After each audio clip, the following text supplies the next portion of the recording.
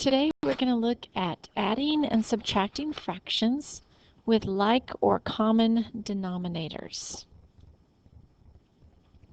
So the first question would be, why do we keep the denominator when adding and subtracting fractions? Well, here you will see a model of pizza that is cut into sixths. So here we have a pizza cut into sixths and 2 pieces remain. Here a pizza is cut into sixths and 1 piece remains. So because those pieces are the same size pizzas, we can add them together, and that would be 3 pieces out of 6 altogether that are there. So the pieces were the same size. Now if you look at this model, in the first pizza we have the pizza divided into sixths, and we have 1 piece left. Here the pizza is only divided into thirds, and there's 1 piece left, but the pieces are not the same size. So if we combine these, you're saying that there's 2 pieces, but what was the whole cut into? The denominator is going to tell us how many pieces the whole pizza was cut into. Well, since this one was into sixths and this one was into thirds, then we cannot add those together. So we have to have common denominator so that the pieces will be the same size. So if you're taking your notes, here's our first example. 5/8 plus a negative 7/8. We are going to have some numbers that are positive, some numbers that are negative. A way to rewrite this, just so that you'll know what number is positive and negative, since the denominator is already the same, we could rewrite the same fraction and just show that 8 is the denominator, and in the numerator we have 5 plus a negative 7. So this negative that's right here, you attach it to the 7, so that negative 7. Now we have learned that with different signs we subtract, so 5 plus a negative 7, we would actually subtract and keep the sign of the one with the greatest absolute value. So 5 plus a negative 7 would be negative 2 from the top. The denominator is still 8 because we're saying that the whole was divided into 8 pieces, and that has not changed. Now we can simplify this fraction by dividing both of these by 2. And when we divide both of these by 2, we would get a negative 1/4. So we're always going to write the answer in simplest form.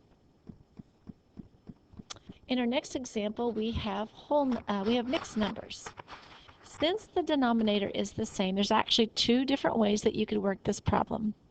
We could keep the mixed numbers. So if we keep the mixed numbers, we would have 2 plus 3 for our whole numbers, and for our fractions, we would have 3 plus 7 in the numerator, and our denominator was 8. So all I do is just kind of break this down where I'm combining these 2 together first, and then I'm looking at the fractions and I'm going 3/8 plus 7/8, and I'm showing that right here. Now if I add those whole numbers together, that would be 5, and then I add my numerators. 7 plus 3 is 10. The denominator stays the same because the pieces are still cut into eighths. Now our fraction is an improper fraction, so the first thing we want to do is simplify our improper fraction, 10/8. 10 divided by 8 is 1 with a remainder of 2. So that would be 1 and 2/8 if you convert this into a mixed number. So we still had 5 as our whole. We converted that to 1 and 2/8. So if we add that together, we add our whole numbers together, and that would be 6 and 2/8. And 2/8 can both be divided by 2, and that would be 6 and 1/4. So you can keep them as mixed numbers and add that way. You can also convert them into improper fractions and add that way. Let me show you that way.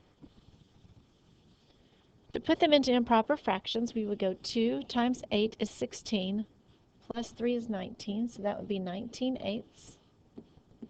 To convert this one, we go 8 times 3, which is 24, plus 7, which would be 31/8.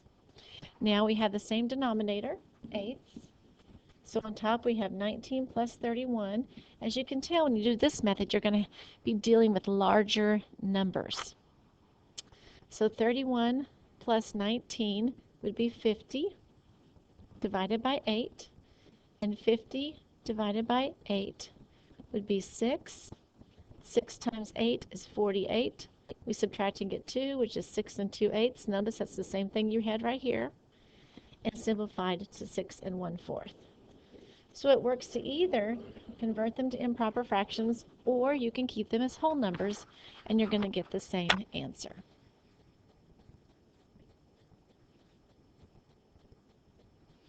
Here we have the denominator of 7, but on top you see that we have a variable. So we're going to begin to have variables like in algebra.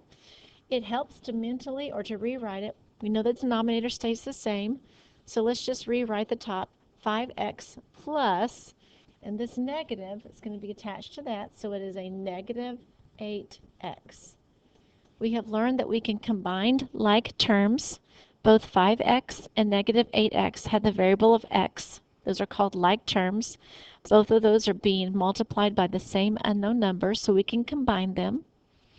5x plus a negative 3x, different signs subtract. So that would be a negative 3x on top, divided by 7. So it's a negative 3/7 x. And the denominator just stays the same. Okay, now let's look at subtraction. We remember with subtraction that we don't subtract, we add the opposite. Up here we have common denominator, but we see a subtraction sign. Now you also remember that when we have a subtraction sign, that makes this number negative. Because if we were going to do the infamous click, or add the opposite, you would be adding a negative 9. So you can get to the point where you recognize this as a negative 9. So on the bottom we have 10, and on the top we have 3 plus a negative 9, because that's what happens when you do your click. Now we have different signs, 3 plus a negative 9, different signs subtract. Keep the sign of the one with the greatest absolute value. So that would be negative 6/10. Both of these numbers are divisible by 2, and when we divide both of them by 2, we would get a negative 3/5. Here's another subtraction problem, and again we have mixed numbers. We can either use the mixed numbers or we can rewrite them as improper fractions. I will show you both methods. First of all, we have the whole numbers, 3 minus 1, which we can do, but if you look at the fraction, we have 1 minus 3. Here's the minus sign, so we know this is going to be negative. So this is going to get a little more complicated doing this way. So let me show you the improper fraction method first. Let's do 3 times 4 is 12, plus 1 is 13. That would be 13/4. Minus, do your multiplication, 4 times 1 is 4, plus 3 is 7, 7/4. Now this looks a lot simpler, doesn't it? Because we have a denominator of 4, and on the top we have 13 minus 7, and we know that 13 minus 7 is 6, and 6 divided by 4 is 1 2/4, which can be simplified into 1 1/2.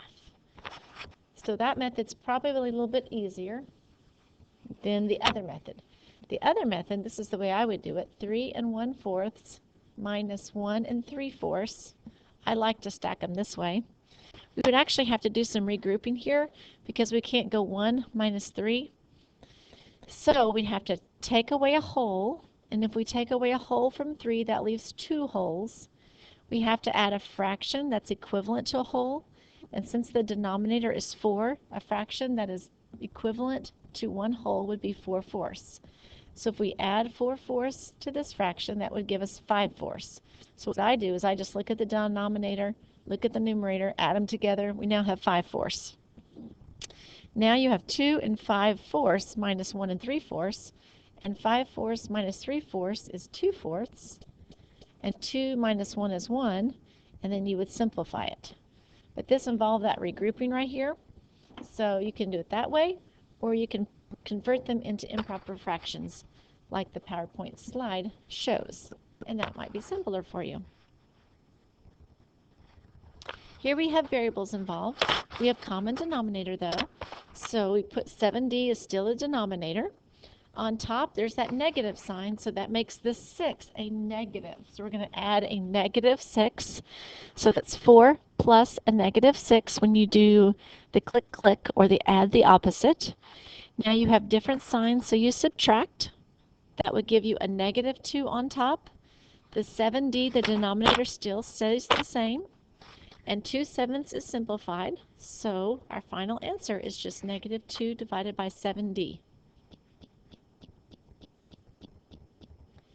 This is not on your notes, but you need to know how to do this as well.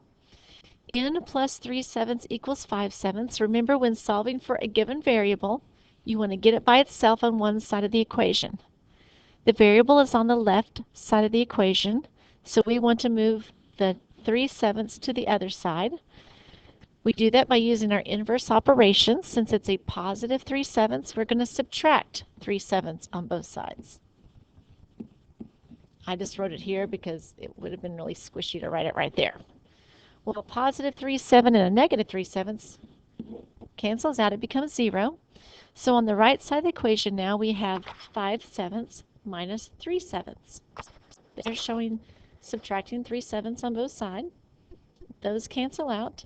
5 minus 3 is 2, so n is equal to 2/7. G minus 6/11 equals a negative 5/11. Again, we want to get the variable by itself on the left side.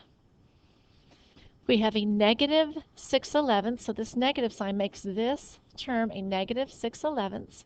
So we're going to add 6/11 to both sides of the equation. When you add a negative 6/11 and a positive 6/11, cancels out, becomes 0, so it goes away. And on the right side we have a negative, see the negative sign right here? That makes this a negative 5 and a positive 6. That would give us a 1/11 because you subtract the numbers because they are different signs. So that would give a positive 1/11 as your final answer. K plus 3/4 equals a negative 8/4. Again, we want to move the 3/4 to the other side. It's a positive, so we do that by subtracting 3/4 on both sides. A positive 3/4 and a negative 3/4 cancels out.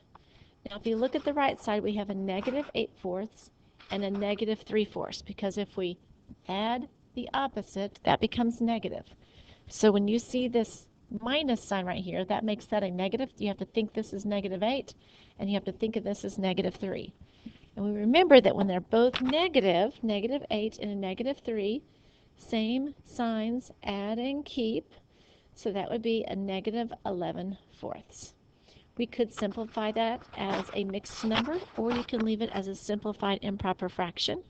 If you're going to put it into a mixed number, 11 divided by 4, that would give us 2 whole groups. 2 times 4 is 8. Subtract and get 3. So 3/4 is our fraction. And we had a negative, so that would be a negative 3/4 if we were going to convert that into a mixed number. Good luck with adding and subtracting with rational numbers today.